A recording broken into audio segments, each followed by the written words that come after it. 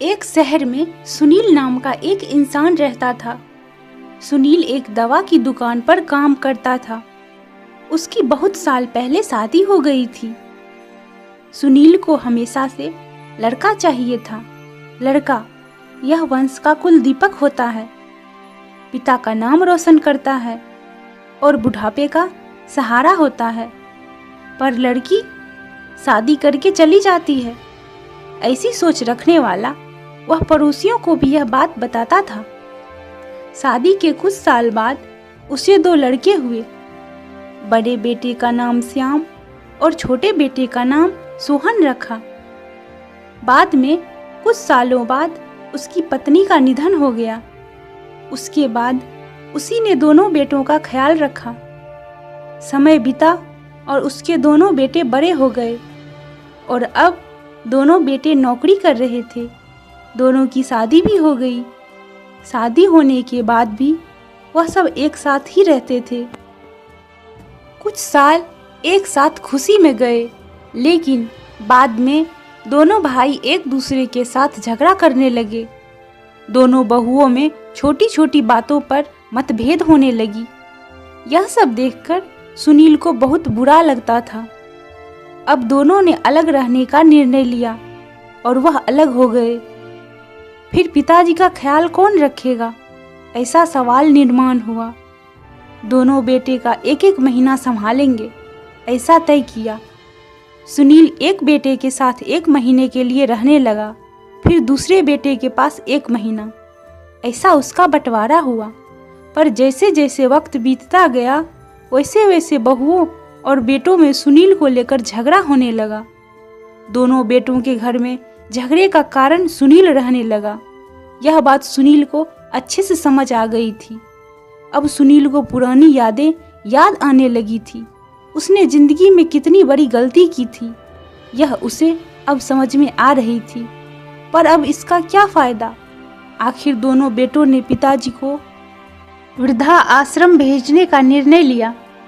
एक दिन दोनों ही पिताजी को लेकर वृद्धा आश्रम में गए। वहां जाने पर सभी औपचारिकता पूरी करके पिताजी को मिलकर वे दोनों अपने अपने घर वापस चले गए। बेटे के घर जाने के बाद सुनील बहुत रोने लगा। उसके बाद वृद्धा आश्रम के कई लोगों ने उसे समझाया, पर वह बहुत दुखी हो गया था। सुनील को वृद्ध आश्रम में आकर 8-10 दिन हो गए थे। वह किसी से भी बातचीत नहीं करता था और एक पेड़ के नीचे बैठकर विचार में मग्न रहता था। वहां के लोग उसे पूछते थे, पर उसने किसी को भी कुछ नहीं बताया। कुछ दिनों में वह एक व्यक्ति से थोड़ा बहुत बोलने लगा। बाद में दोनों की अच्छी दोस्ती हो गई। एक दिन वह दोनों बैठे थे, तब वह व्यक्ति सुनील को अपनी कहानी बताने लगा। वह बोला कि मुझे एक ही बेटा है। वह मेरे साथ छोटी छोटी बातों पर झगड़ा करता था। इस बात को मैं बहुत ऊब गया था। उस वजह से मैंने वृद्ध आश्रम में रहने का निर्णय लिया। मुझे कभी कभी लगता था कि मुझे बेटे के साथ एक बेटी भी होती तो कितना अच्छा होता। कदाचित आज वह मेरे बुढ़ापे की लाठी बन सकती। उसका बोलना सुनकर सुनील और ज़्यादा दुखी हो गया और वह बहुत गहरे विचारों में खो गया। सुनील को दुखी अवस्था में देखकर उसके दोस्त ने पूछा, आप क्या सोच रहे हो? आपके सामने देखो, उस दिखने वाले 2 व्यक्तियों में से एक हमारे वृद्ध आश्रम का मालिक है। उसका नाम जगदीप सेठ है और दूसरी उनकी बेटी है, उसका नाम आरती है। वृद्ध आश्रम का सारा काम उनकी बेटी संभालती है। जगदीप सेठ इनको एकमात्र बेटी थी। बेटी माँ और पिताजी से बहुत प्यार करती है। उतना ही प्यार वह वृद्ध आश्रम के हर एक व्यक्ति से प्यार करती है। सुनील सिर्फ उसकी तरफ देखते ही रह गया और उसका मन और भी ज़्यादा दुखी होने लगा। रात होने लगी थी। हर एक वृद्ध अपने अपने रूम में जाने लगे। सुनील भी उसके रूम में जाता है। रात को खाना जल्दी खाकर सब लोग सो जाते हैं। सुनील को उसका भूतकाल याद आता है। सुनील की शादी होने के बाद उसे पहली बेटी हुई थी। उस वक्त उसे बहुत गुस्सा आया था। पत्नी के मना करने के बाद भी गुस्से में उसने बेटी को उठाया और दूर जाकर उसे वहां छोड़ आया। पर अब पश्चाताप करने के सिवाय रास्ता भी नहीं था। सुनील को रात भर नींद नहीं आई। दूसरे दिन वृद्ध आश्रम में एक छोटा सा प्रोग्राम था। हर एक जन जल्दी उठता है और अपने काम में लग जाता है। दोपहर को सभी लोग हॉल में एकत्रित हुए।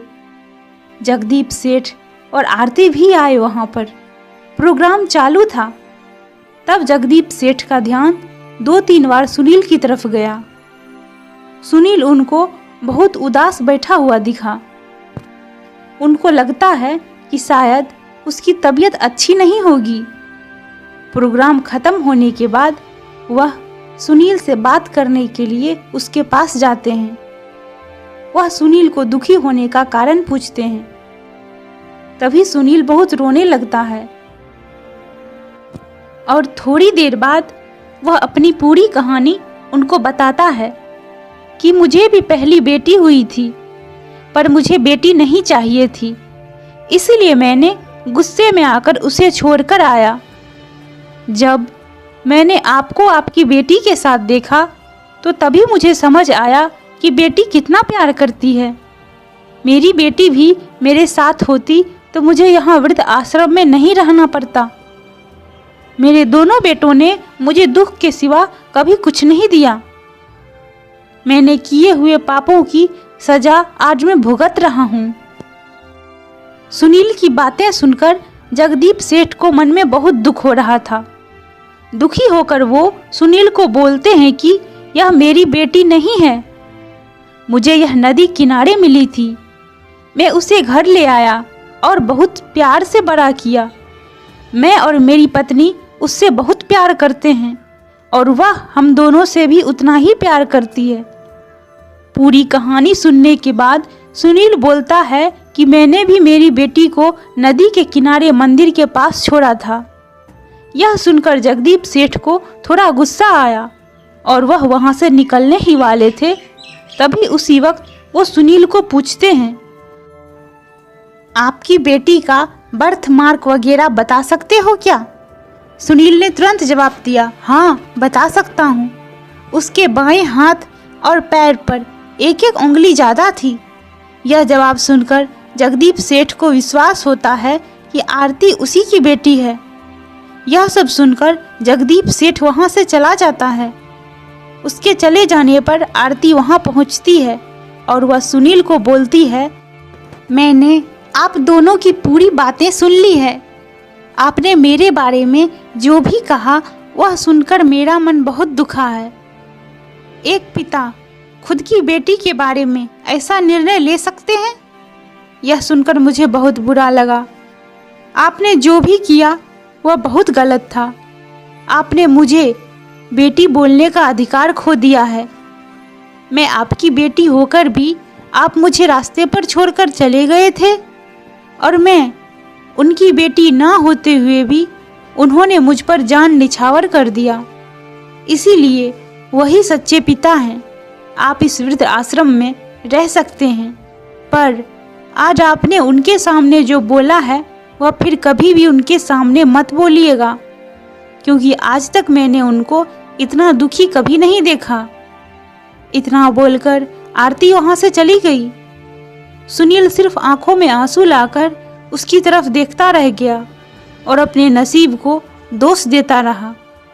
दूसरे दिन सुबह किसी को ना बताते हुए सुनील वृद्ध आश्रम छोड़कर चला गया।